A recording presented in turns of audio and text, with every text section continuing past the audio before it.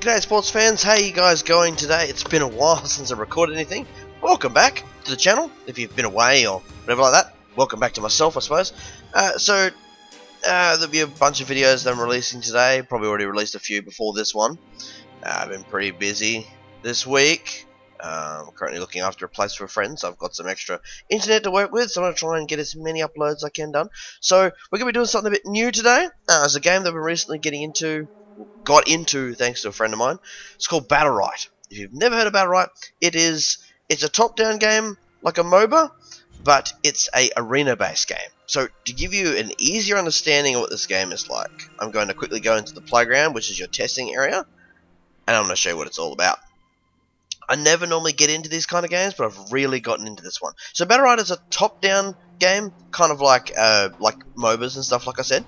So your character's in the center of the screen. Now, unlike a MOBA, you don't like click on the ground to go anywhere. You use your WASD keys, like you would in a shooter and stuff, to move your character around. You've got your cursor, which is where your character is aiming. So, like for example, now your left click is your basic attack. So, for example, for Ashka, one of my favorite characters, he throws a fireball. Each character you play in the game has a huge set of abilities, which you can see down the bottom, which you've got a right click, a left click, a spacebar, a Q, an E, an R, and an F, which is their ultimate, and a Z, which is their when they mount up, like you would in a MOBA. So the idea of the game is you have a team of 2 or 3 people. You go into an arena, kind of like this one, big area with this orb thing in the middle, and you fight. And, you know, the last ones alive are the winners. It's pretty much all it is. It's an Arena Brawler. It's different from what I've played before, but it's a lot of fun. As you're fighting, this orb will spawn in the middle of the map. If you destroy it, you'll get lots of health back for your team. You'll get energy as well, which is used for some of your skills. Your R and your F primarily use your energy.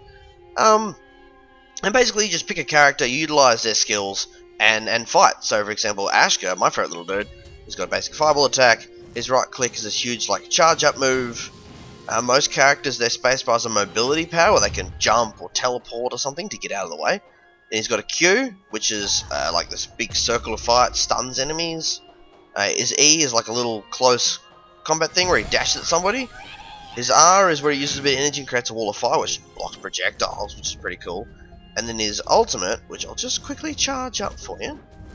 So you can see his energy, and it says blue is his health, the yellow is your energy. When that's full, you can cast your ultimate, which spends all of it. So it's my F key. So for Ashka, he charges in a huge line to create lots of fire. So it's all about managing your energy, but only 2 of your abilities really use your energy. So you gain energy for hitting enemies with skills. Any kind of skill earns you energy points. On their health bar, you see how there's a little block? So he's got 5 blocks of health. When an enemy does more damage to you than one of those blocks, that's permanent health damage. So if you've got somebody who heals you, or you pick up the orb or something like that, the orb will give you true health. But I'm getting ahead of myself. If you've got an ally that can heal you, they'll only heal back up to the most recent block of health you have. Otherwise, it's a permanent loss. But picking up the little green orbs here that give you health, and the orb will actually give you back true health, as it's called, which is when you get some of your max health back. So that stops games from dragging out too long. So most fights are over really quickly, because of the fact that you don't have like a healer character getting you back to full health all the time. It's a really fun game. I really enjoy it. So we'll just leave this. So you can test all the characters in there. There's a huge collection of champions at the moment. I spent $30 on the champions pack, so I have access to all the champions. Just released a new character called Destiny. She's really cool. I actually like her. She's a ranged character, and she's got this really cool gun.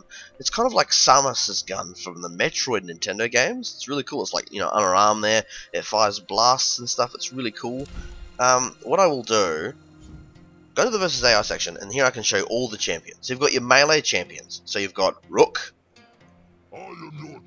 You've got Rukan. Is one of my favorites, actually. You've got Shifu. You've got Bako. My axe is sharp and my shield strong. You have Raygon. I hope for our journey to be a pleasant one. You have Freya. For the battle. You have Croak, I no sleep.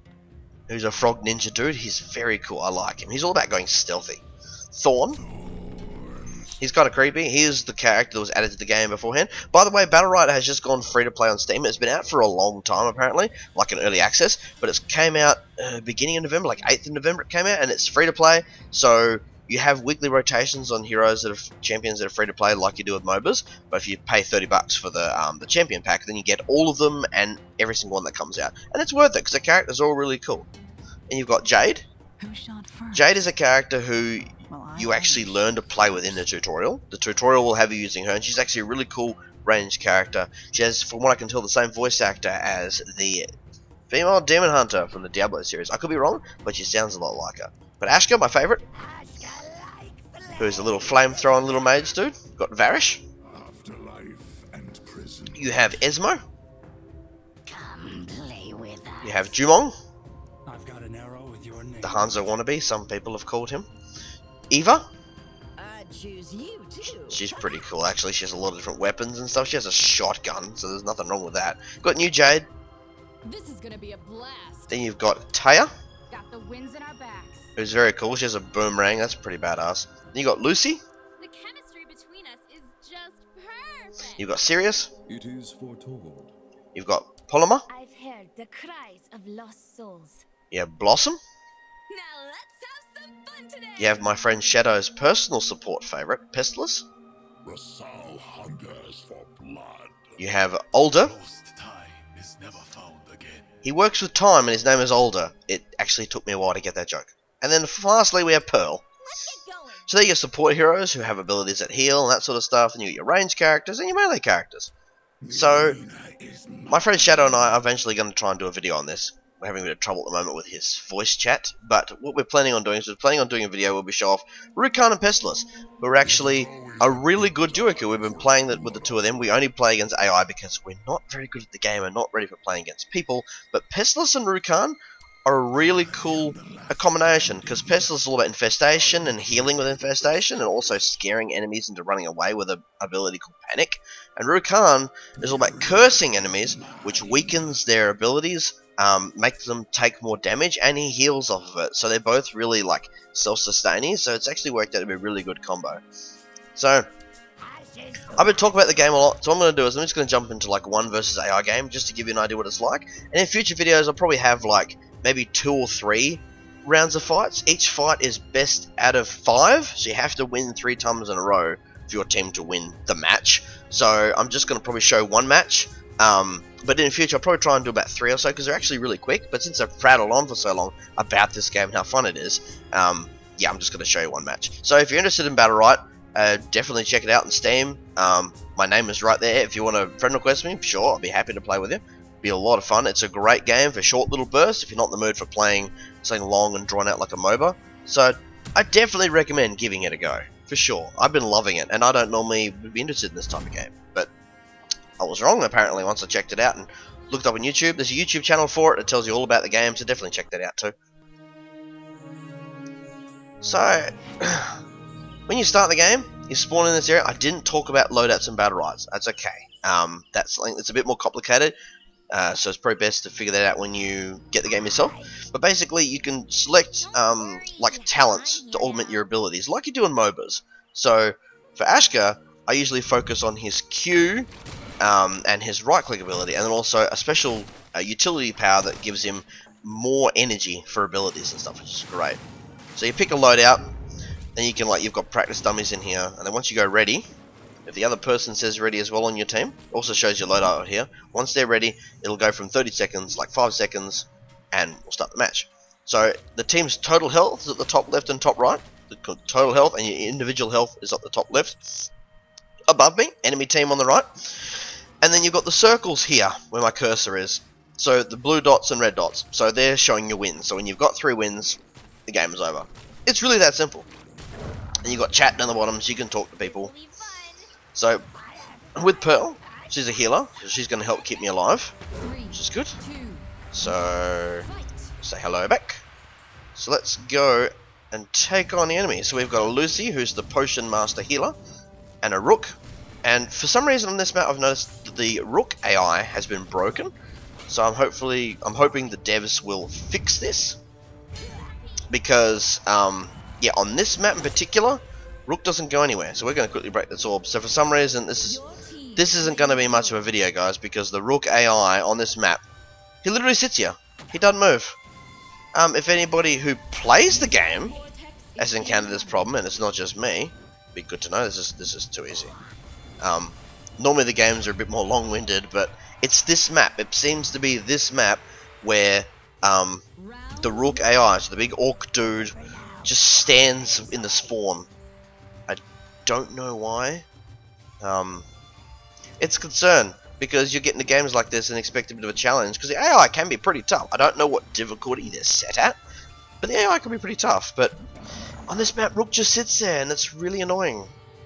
It wasn't doing it before Destiny came out. When they released Destiny, it must have some sort of bug happened to the Rook AI in particular.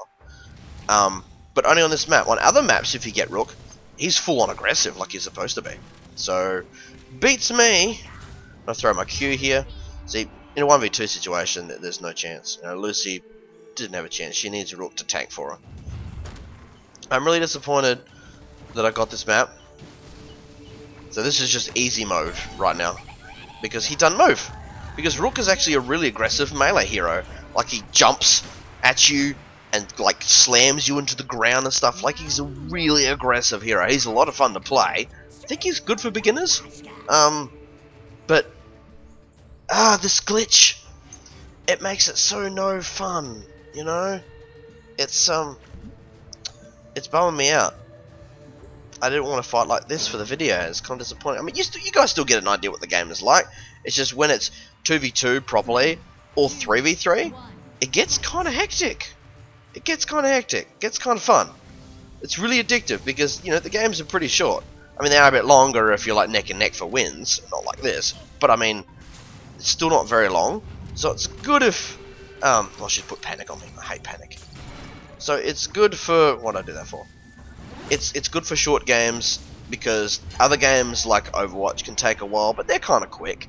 Games like MOBAs take a while, but you know, this is great for small bursts. If you're like, hey, I've got like a few minutes to go before I have to go and do something, I feel like just unwinding for a second, you can jump onto this and, you know, have a couple of battles and muck around, test out some characters. It's a lot of fun. The skill ceiling for this game is very high. Like, you could play it for fun, but I can see the potential in this game having a big competitive scene, that's for sure. Big teams of 2 and 3 people. So that was over easy because the Rook AI is broken. Aside from that, I have not found any bugs or issues with the game whatsoever. It's only been that. So at the end, you get a score, your total score, your damage, your protection, which is like healing and that sort of thing, disables. So it tells you a decent amount of stats for your characters. And at the end of the game, you get account level and character level, like you would in a MOBA. You get battle coins, which is your currency you use to buy stuff. You got tokens, which you also use to buy stuff. And then the blue ones, gems, well, that's what you use real money on if you really want to. So, yeah. Yeah, Rook is a beginner player character, but it's disappointing that the AI is broken on that map. The rest of the maps, it's fine. So that's a little disappointing. But anyway, that's what Battlerite's like. So I'm going to be doing a few videos on it for the channel because it's a lot of fun. It'll be great for some short videos and that. And I like it. It's a cool little fun game. I'm really glad that my buddy Noise, another member of Team Underwatch, told me about it. He was like, hey, this is a really cool game. It just went free to play. You should try it. And I've been playing so much of it. He's barely touched it. Like, I'll show you. Like Noise is level 2.